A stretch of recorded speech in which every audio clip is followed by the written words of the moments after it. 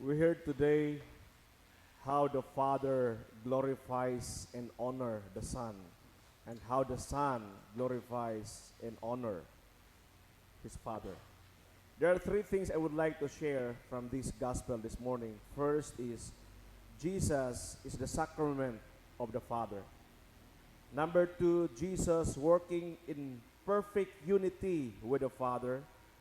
And number three, it's the submission of Jesus to the Father that unites the church. Jesus is the sacrament of the Father. As we all know, that sacrament is the outward expression of the inward reality, or the outward manifestation of the inward reality. Though Moses sees God, kato sila Moses, the prophets, the kings, and kato mga judges, they sees God, some of them, but didn't experience walking, talking, and eating with God like Jesus and his disciples experienced.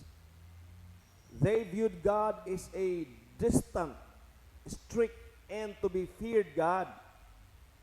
Yet Jesus came to show the real color of God the Father.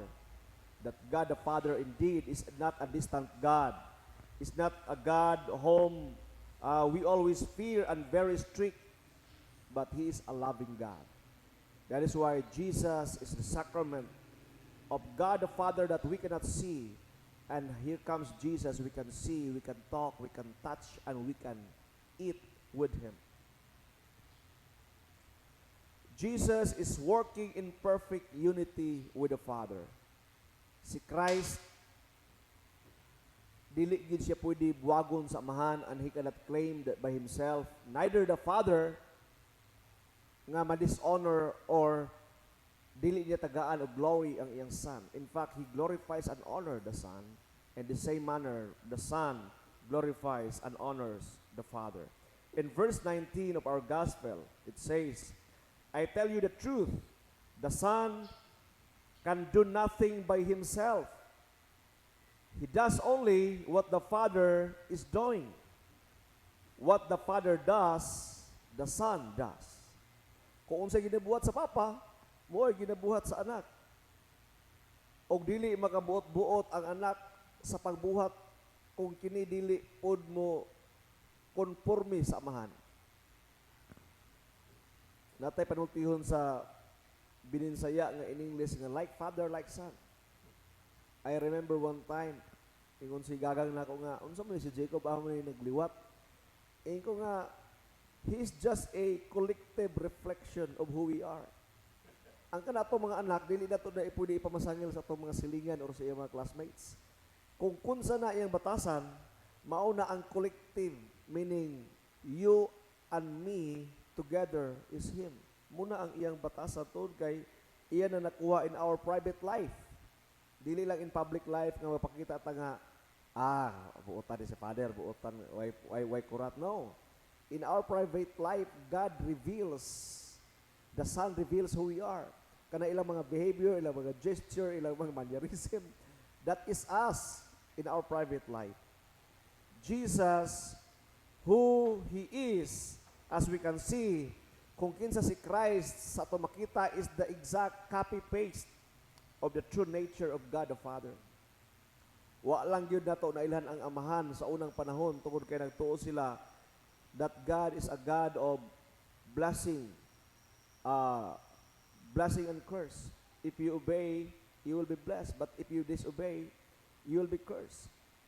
Mura na ilang nakita the polarity, the black and white of God's nature. Pero the pinaka-greater color and nature of God, pala kung there is a way for you to cut it off and dissect, there you will find love. Sa surface, love na daan. And the very inner core is still love.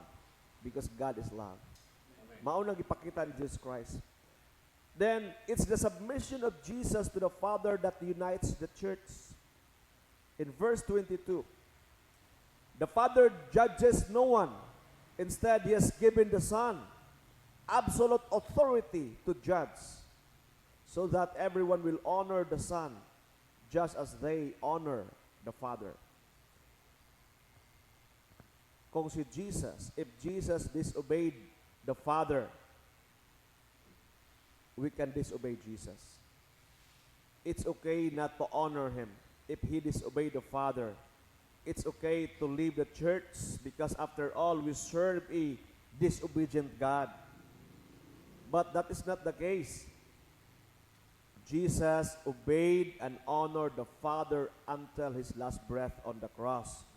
He said, Father, unto thy hands I commend my spirit. Therefore, we do not have the excuses not to obey. There is no reason that we leave the church. And whatever the reason you have to leave, to disobey, that is not still a reason. Because Jesus obeyed the Father. Kung siya na himong disobedient, we have the reason not to obey. But Jesus, until His last breath, He obeyed.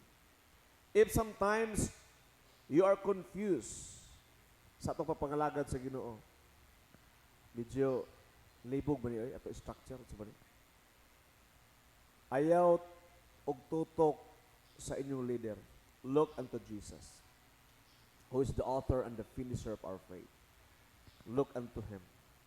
If you cannot understand anymore, let your focus be unto Jesus. If you are jealous, distracted, and feeling small, muramag silar ang sikat niya. Fix your eyes upon Jesus. Then, kung inana itong batasan, na nakatutok lang ta sa cross, nakatutok lang ta sa altar, nakatutok lang ta ni Jesus Christ, you will always win, comforted, find peace, and always be victorious. Please stand.